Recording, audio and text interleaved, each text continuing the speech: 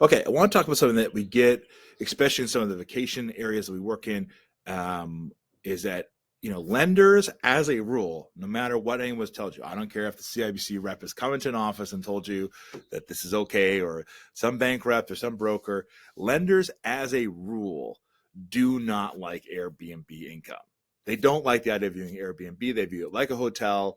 We could argue it 10 ways to Sunday how people make money and all those types of things, but they don't like it. No lenders, nowhere like it, no matter what they tell you. So this becomes a challenge on a few fronts. First of all, if a client is buying, so let's talk about, because you've probably had a deal where it's fallen apart because the lender won't allow Airbnb. So first of all, let's talk about, first of all, if somebody is buying a property for investment purpose, how does this get through lenders when they don't like Airbnb income? How do you, obviously people are Airbnb all the time. So first off, and this is a couple deals we say this week, so I'm doing a general video on it. So first off, if a client is buying as an investment property, they have no intention to move into it. No intention to move into it. How do we qualify it?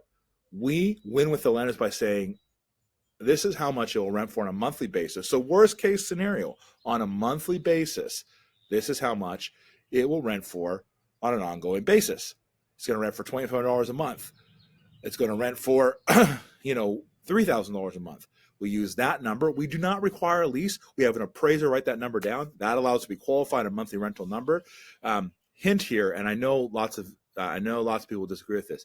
There is a fair amount of people that run Airbnb that don't make much more than what you make on a monthly rental, just because of how they're managing it, or cost prices, or not being aware of the occupancy. I'm sure many people will dispute this, but it is the truth when we see it on the numbers. So that's the first way. Now, if somebody comes up to, and this is the other thing you run into, somebody's buying in a building, and the building's been red flagged by lenders because there is Airbnb activity in the building. You need to know that the mortgage insurers do allow that. But when somebody's owner occupying the property, you have to make sure we can prove very vigorously that they're going to buy it. So if a client comes to us and says, and this is a recent one we've seen a couple of times, they're going to put 10% down, they're going to buy a property, but this property has been something that lenders have been very shy about lending on because of the Airbnb activity.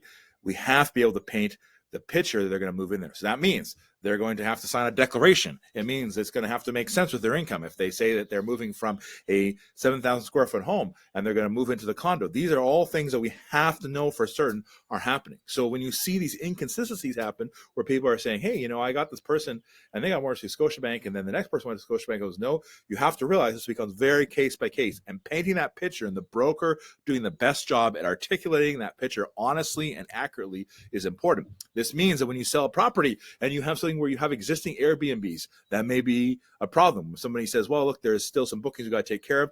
Lots of lenders won't like that. They may not find out about it, but that's going to be an issue as well. It means when someone's owner occupying the property, they're going to check that insurance.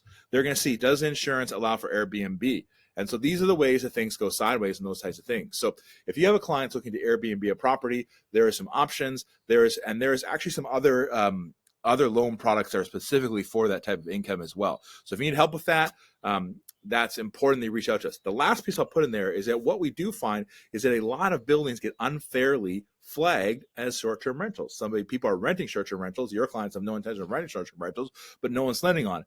And it becomes a matter of going to lenders and recorrecting information. So what happens is that, people have submitted incorrect or false or information they don't know to be true, and that's on the system for the insurers. And so we get those deals, and we got to go back and recorrect and do that information. So that's our deal save of the week. Clients looking to buy properties, they're in Airbnb buildings, or to Airbnb them. How do we save them? You got one like that? Reach out to us. We'd love to help you with that.